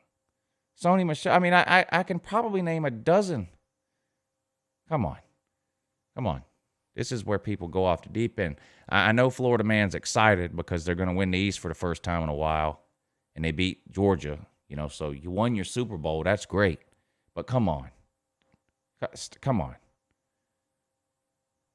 Isn't Florida like 12th in the SEC in rushing? Come on. The 2 best running backs to come out of the state of Florida in the last 10 years? Stop it, sir. Stop it. All right, this is the last call. Good morning. You're on with Uncle Lou. DJ Mike from Light FM. I guess that was worth it for him to do. I don't know. Good morning. You're on with Uncle Lou. Oh, God. What's up, man? What's up? Wasn't Derrick Henry from Yulee, Florida? I think he was. Yeah, I think he was from Florida, actually. Yeah. Yeah, he was from Yulee, Florida, right above Jacksonville. Yeah. I don't And know. there's probably a few other ones that I'm not thinking of right now that. Right. Yeah, I don't get that at all. Honestly, I can't even. I've never even heard of the current Florida running backs. What are their names? I mean, I can probably just take any random running back from IMG anytime over the last 10 years, and they're better than anybody Florida has. So I don't know what the guy's talking about. I would say Trey Sanders for Alabama. He's from IMG. He's probably better than. Add him to the list. Add him to the list. He's a 5-star. Yeah, so I think Noah Cain went there too. He's at Penn State. I mean, just I don't know. The guy lost it there. Giant L. Speaking of dudes like that, is Lance from Jasper still alive? You know, that's a good question. I don't know if he's alive, dead, in jail, free. I have no clue. No idea. I mean, I wish the best for him. I mean, he was just off the rails, man. I used to listen to him on Feinbaum. Yeah. Does he And call even into there Feinbaum was anymore? like, man, He doesn't call into Feinbaum anymore, does he? I think Feinbaum cut him off. I don't listen to Feinbaum anymore because he lets his idiot callers dictate his show. Yeah. But I don't think so. Thank God I don't do that.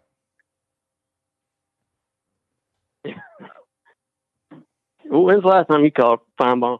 It's been a couple of years. And it's not for any reason. I actually like Feinbaum. And I don't watch Feinbaum that often because I'm working when it's on, but I do record Feinbaum every single day still. And if I'm ever on Facebook or Twitter and I hear somebody talking about something that happened on Feinbaum or whatever, I'll turn it on at night and forward it and find it. So I still like Feinbaum, and I have the number. I don't even have to wait. I have the number I call Get Right On, but I haven't called in a couple of years. Yeah. I called Feinbaum. It's easier to get through Feinbaum than it is to get through your show. I got through in like 5 minutes. I've called a couple times. Yeah, well. So, Florida's excited. What happened the last 2 times Florida played in Atlanta for the SEC title? How many rushing yards did they have? 0. Not a single one. 0. Yeah. 0. Right. Back when our defenses used to be filthy, which they're not anymore. But still, I mean. I mean, I defended Florida for a while when people were saying Florida's got no chance. And I still think Florida has a chance because their offense is amazing. But every week that goes by, to me, Alabama looks even better and better and better. And I'm going to pick Alabama in that game. And I'll be surprised if Alabama doesn't win. Yeah, I wouldn't be surprised if Florida won. If I had to pick, I'd pick Bama. Yeah, me too.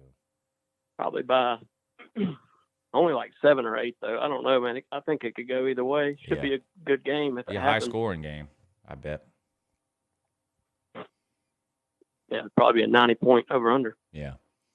Hey, thank you for the call. I'm going to let you go. I got to over. wrap this thing up. That's going to do it for the phone calls. It has to. Yeah, it is, too. Also, in addition to that as well. What a great show. I knew it was going to be a good show when I played wrestling music at the beginning.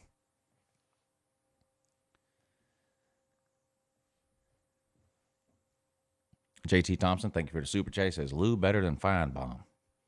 Feinbaum's a genius. I know a lot of people don't like him, but Feinbaum saw something a long time ago, way before anyone else knew how popular it would be, and he took advantage of it. But the whole crazy caller thing and getting the callers to argue back and forth and to call in and all like that, I think Paul Feinbaum's a genius. He was way ahead of his time. What you see Feinbaum doing on ESPN now, or SEC Network now, every afternoon for the last 4 or 5 years, however long SEC Network's been around, he's been doing that for 20 years. He did it on a little rinky-dink, piddly-dump radio station in the middle of nowhere, Alabama, when no one was listening. And then he went statewide. Then he went regional. Then he got syndicated. He was on satellite radio. and then finally made his way to the SEC network when it started. But I think Feinbaum's a genius.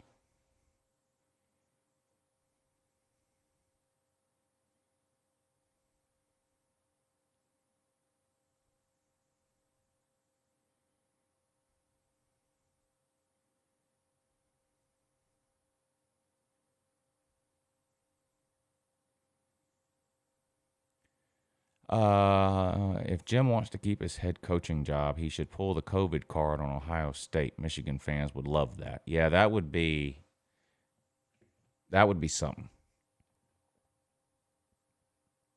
Do you think an athletic program should be punished if it is discovered and proven that a team canceled a game without legitimate COVID-19 worthy reasons?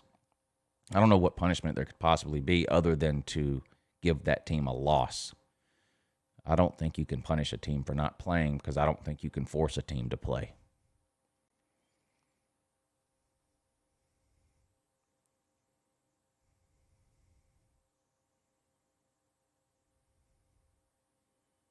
ACC canceled Notre Dame and Clemson's game. Well, they canceled them because of coronavirus on the other teams. Is that what you're saying?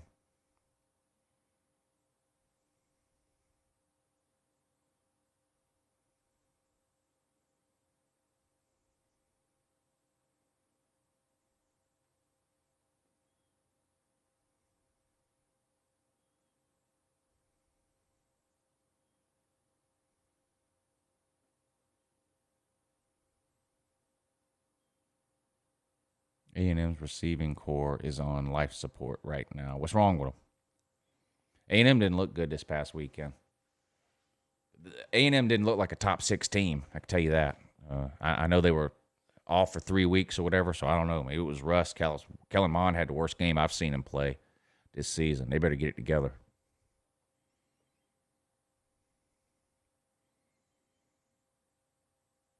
Were you born a Georgia fan or did you become one? I guess I became one. I wasn't raised in my dad wasn't like a huge college football fan or anything, so I guess I became one. Do you see how many opt-outs and decommits Mississippi State have? Well, I knew they had opt-outs. I'm not much of a recruiting expert, so I don't know much about their decommits. I haven't seen anything about the games being canceled for Notre Dame and Clemson. I haven't either. When I looked earlier today, there was only one game so far canceled for this weekend. I'll pull the schedule up and we'll see if something's changed. Notre Dame and Clemson, you say? Right now, Notre Dame is hosting Syracuse at 2:30 on Saturday, so that game's not canceled.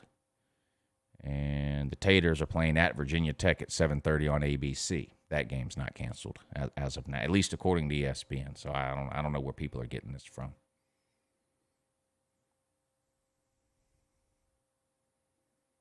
Notre Dame and Clemson games after Saturday are canceled.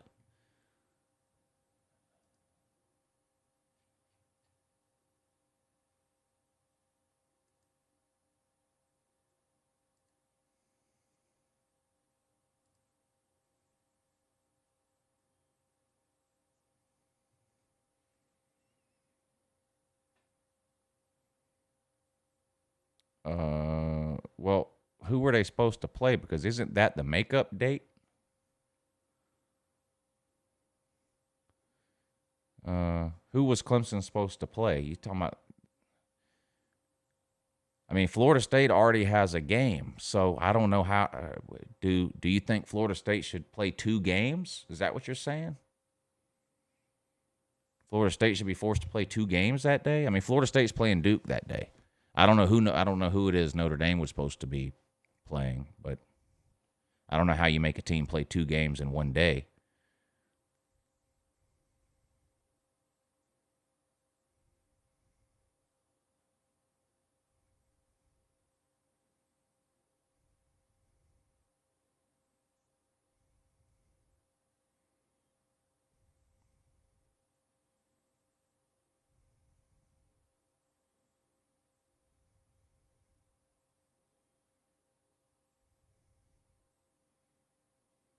I don't understand what you're saying about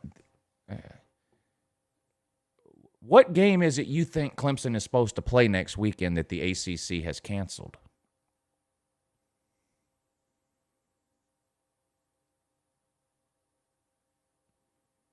What games have been canceled for Clemson this year? I know the Florida State game was canceled. What other Clemson game has been canceled this year?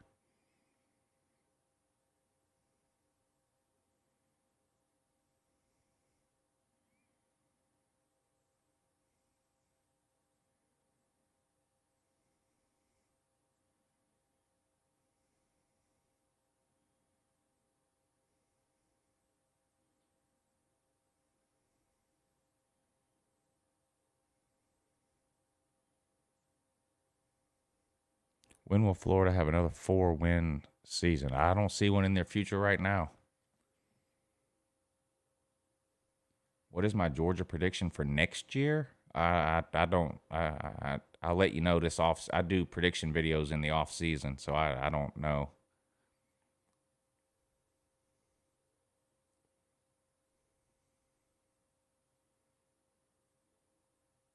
Right. The Florida State game is the only game that's been canceled for Clemson, and Florida State is playing Duke, not this Saturday, but next Saturday. So how I don't know how anybody expects Florida State to play 2 games on December 12th. I don't know how anyone thinks that could happen.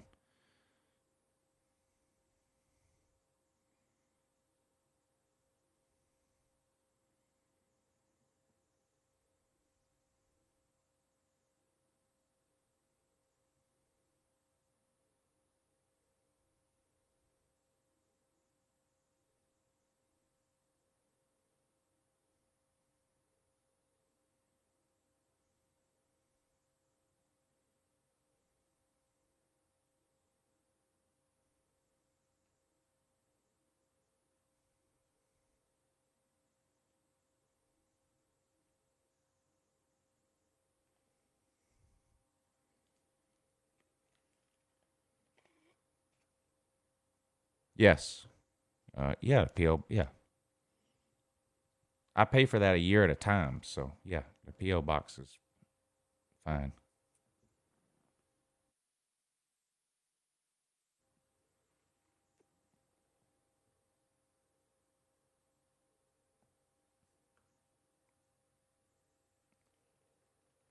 ACC canceled the Notre Dame and Wake Forest game. Well, that game wouldn't have had any impact on the ACC title game, so it really doesn't matter that that game was canceled. And if that's the reason they did that, then if that's true, was so that both teams would have an off week before the ACC title game, so that one team wouldn't have an advantage over the other.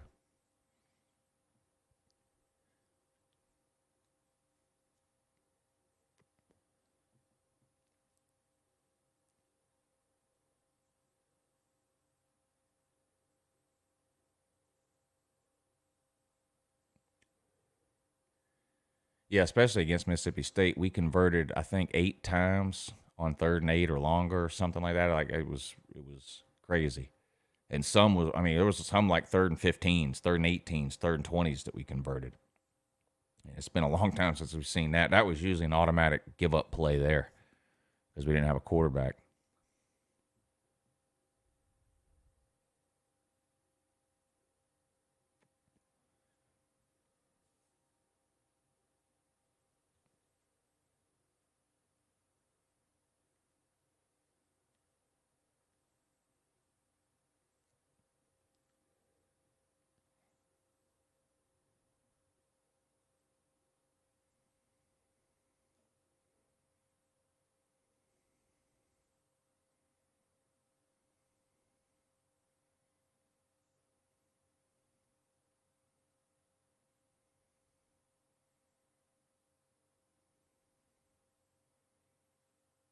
Grady eats bologna sandwiches, don't he? I was out of town. I didn't do it.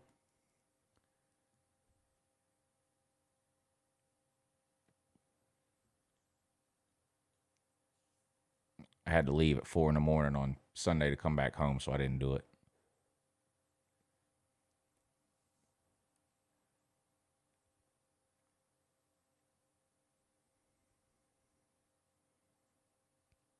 Move on from what?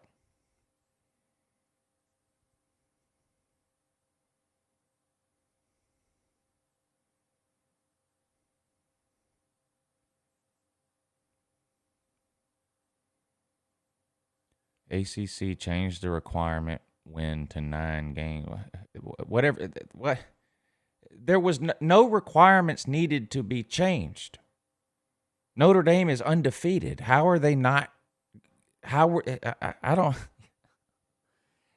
Not everything is some grand conspiracy. I mean, who are the two best? Let me ask you, who's the two best teams in the ACC? It's Notre Dame and Clemson.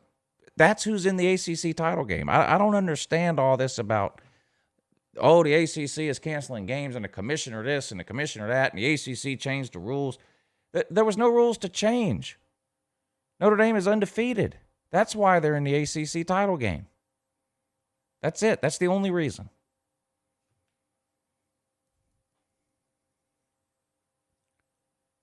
I have no idea who the new AD is going to be, nor do I particularly care.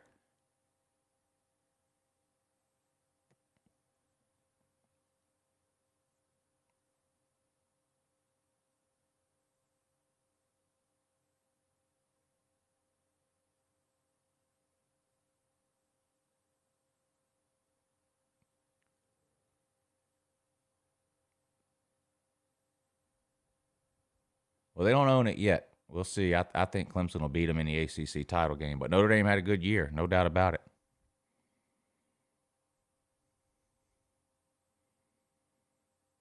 I mean, Notre Dame's going to the playoffs, period.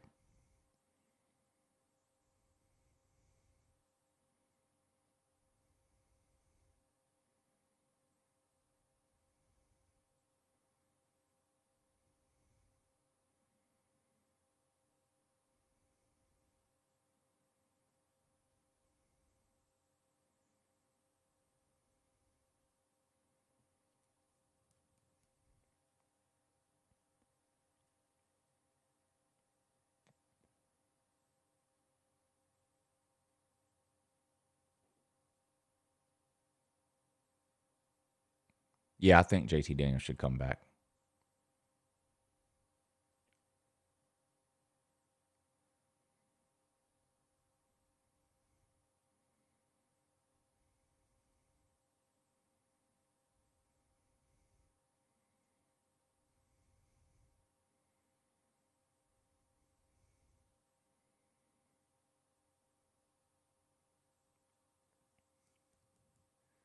I don't think any of the conferences handled COVID the right way. None of them.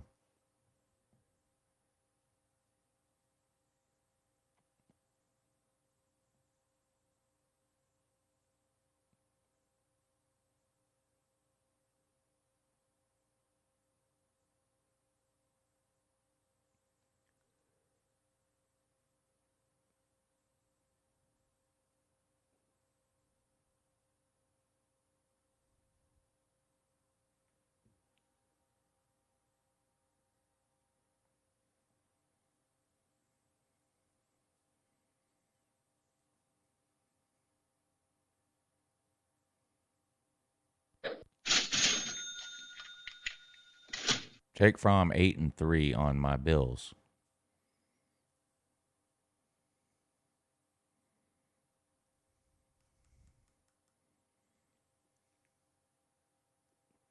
Yeah, he hadn't thrown an incompletion all season.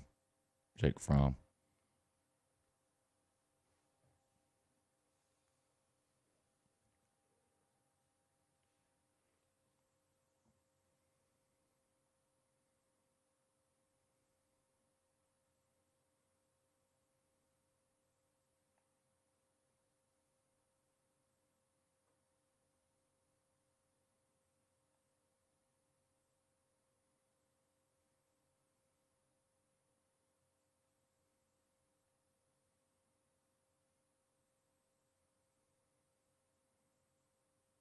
I don't know that I ever really had a favorite wrestler.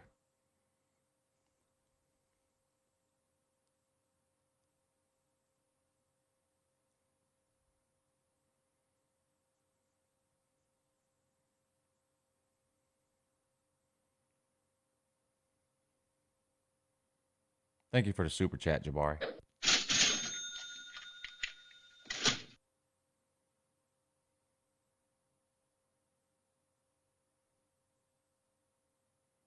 Cincinnati to number 4 if Ohio State is ineligible and Notre Dame beats Clemson and Alabama beats Florida. No, I think Texas A&M would be 4 in that scenario.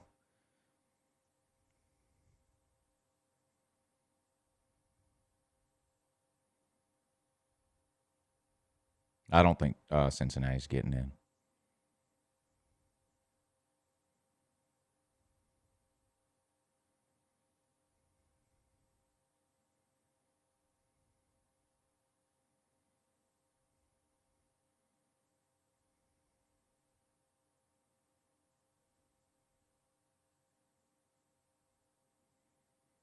I mean, people are high on Cincinnati. I am too. I've been high on Cincinnati all year. I've bet Cincinnati every single week this year to cover, and I've made a lot of money doing it. But you got to keep in mind, Cincinnati would have been undefeated last year if they didn't play any Power 5 teams. Cincinnati was a good team last year. They were 11-1. Anybody remember their one loss?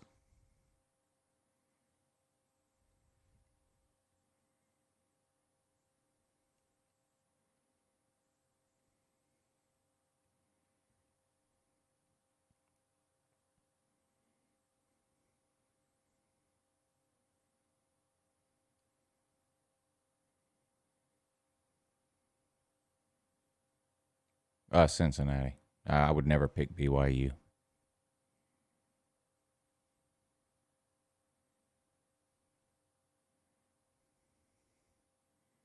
I don't know how people are so convinced Texas A&M isn't getting in. Aren't they 5th? I mean, of course they can get in.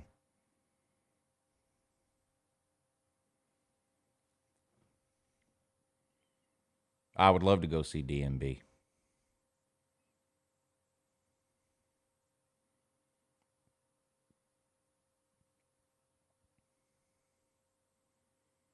You think an 11-0 Cincinnati is going to get in over an 11-1 Texas A&M whose only loss is to Alabama? I don't see it happening. And it would be ridiculous if it did happen.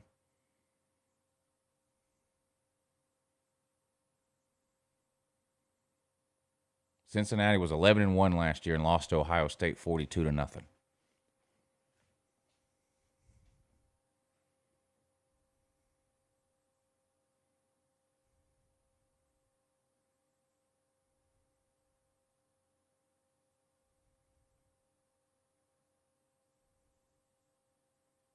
I had a good time up there. Mark, Dylan.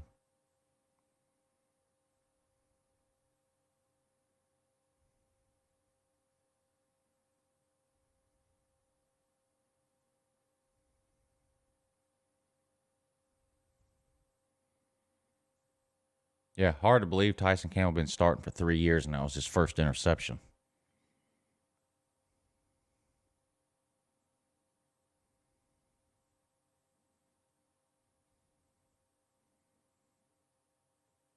I don't do score predictions until the week before the game.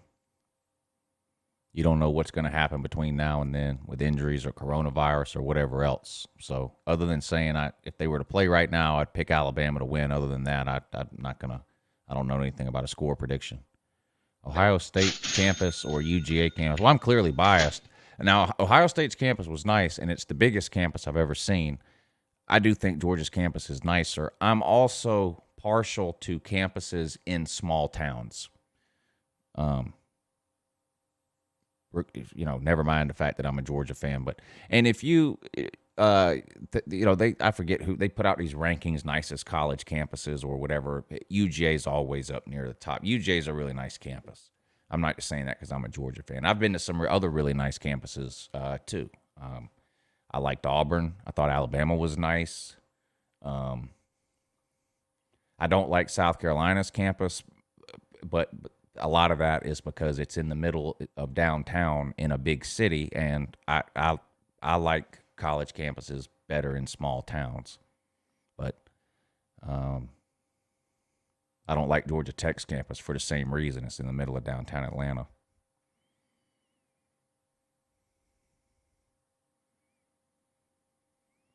I don't pay much attention to college basketball until the tournaments start.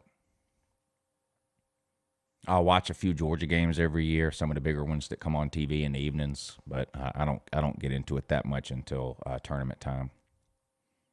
College basketball regular season is a waste of time.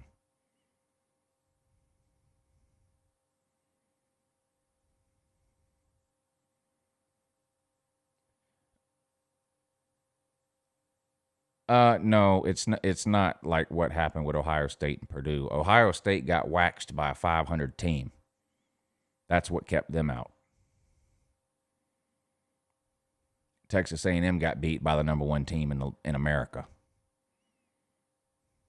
And they play in one of the toughest divisions in America. If Texas A&M goes 10-1, 9-1, whatever, and their only loss is to Alabama, there's a good chance they get in at 4.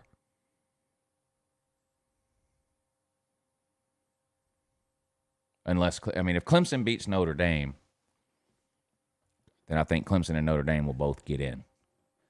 If Florida beats Alabama and Clemson beats Notre Dame, that's your 4 playoff teams right there. But if Alabama wins and Notre Dame wins, then you got a couple of openings.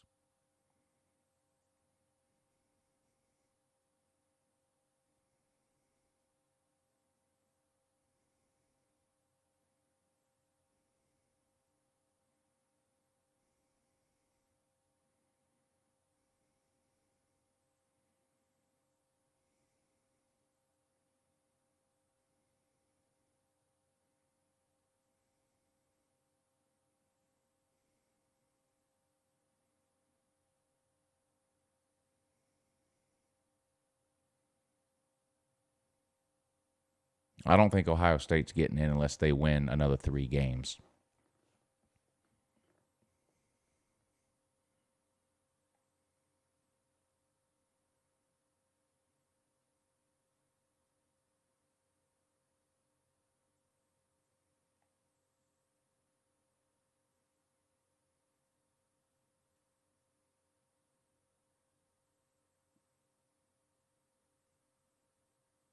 If Alabama beats Florida, Notre Dame beats Clemson, and Ohio State is ineligible, and Texas A&M loses, and all of those things are not happening.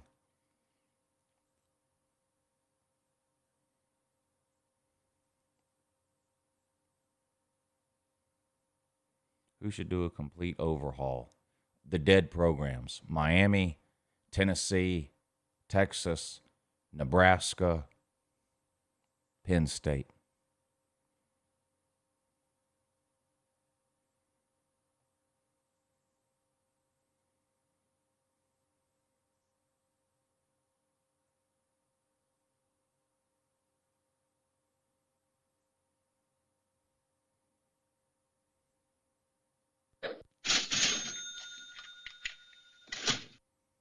All right, I got you, Logan.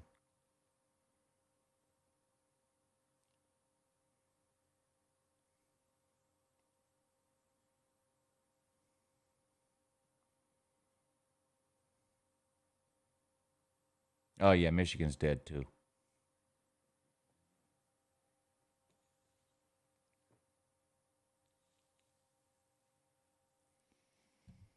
All right, I'm going to wrap it up. Appreciate y'all tuning in. It's good to be back. The swing of things. Check out the ranking video I did earlier over on the main channel if you haven't seen it already. Share it with your friends. Post it on your social media. Try to get another video out tomorrow, preview and prediction video. I got kind of burned out on the preview and prediction videos because I kept wasting time doing previews and predictions on Tuesdays and Wednesdays for games that ended up getting canceled and not played, and it made me mad, so I kind of stopped doing them for a while, but I'm going to try to do one tomorrow. But I appreciate y'all tuning in tonight. I'll be back Thursday night at 10 p.m. to do this call-in show all over again. Don't forget about the morning show. Monday, Tuesday, Thursday, Friday at 8 a.m. Monday, Tuesday, Thursday, Friday, 8 a.m. Lunch Money with me and Pigskin Pete, Tuesdays and Thursdays at noon. All of that's right here on the second channel, the live channel, the YouTube channel. and all the uploaded videos go over on the main channel. Don't know what games yet I'm streaming this weekend. I'll put a post up on the Patreon page either tonight or in the morning, and I'll let the good people over on the Patreon page vote on what they want me to stream on Saturday, and then I'll look at what other games are going on, and maybe I'll stream a second game on the YouTube channel. We'll see. Depends on what they pick, I guess. But anyway, appreciate y'all tuning in. See you back here Thursday night at 10. Have a good morning.